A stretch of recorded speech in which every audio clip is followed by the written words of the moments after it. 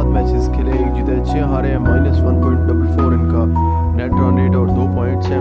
Officially इस tournament से out हो चुके हैं, यानी बांग्लादेश की टीम अब मजीद टॉप 4 की दौड़ में शामिल नहीं है।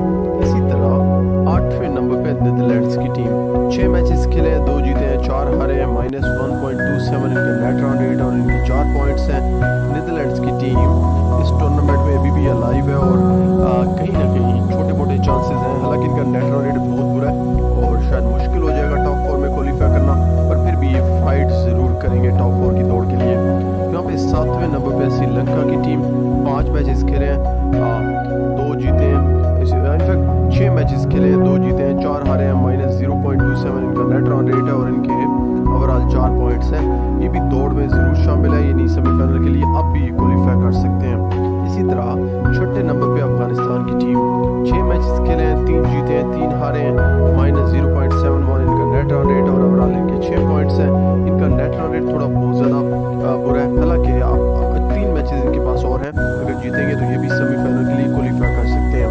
यहाँ पे नंबर 5 पे पाकिस्तान की टीम, पाकिस्तान के लिए राह मार की है साउथ अफ्रीका ने, यानी साउथ अफ्रीका जीती और पाकिस्तान टीम को एक और बड़ा अच्छा सुनहरी मौका मिल गया। यानी पाकिस्तान ने 7 मैचेस खेले हैं, 3 जीते हैं 4 हारे हैं, -0.024 इनका नेट रन रेट और 6 पॉइंट्स है। नेट रन रेट भी पाकिस्तान का बेहतर है, 6 पॉइंट्स भी है।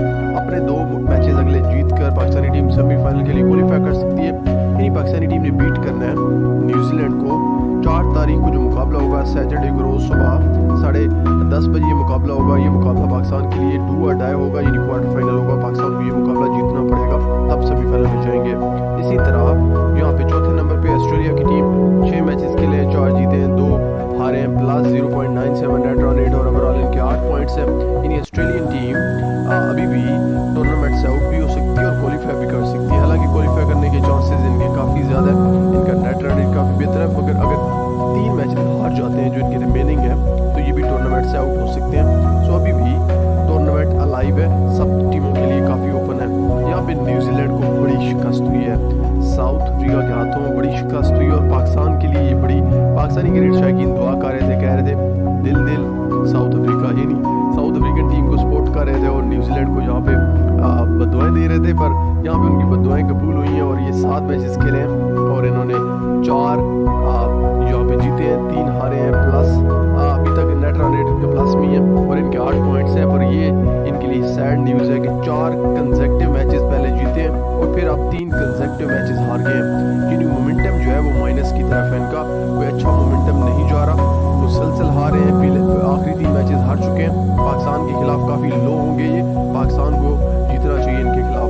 सो यहाँ पे दूसरे नंबर पे साउथ अफ्रीका, ऑफिशियली क्वालिफाई कर चुके हैं।